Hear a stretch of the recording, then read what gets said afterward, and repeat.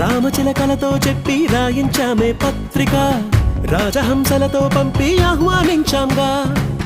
కుదురుగా నిమిషం కూడా నిలబడలేమే బొత్తిగా ఏమాత్రం ఏ చోట రాజీ పడలేక చుట్టాలందరికీ ఆనందంతో కళ్ళు చెమర్చేలా గిట్టని వాళ్ళైనా ఆశ్చర్యంతో కన్నులు వచ్చేలా కలల్లో అయినా కన్నామా కథలైనా విన్నామా ఈ వైభోగం అపురూపం అనుకుంటానమ్మా అందాల కుందనపు బొమ్మవని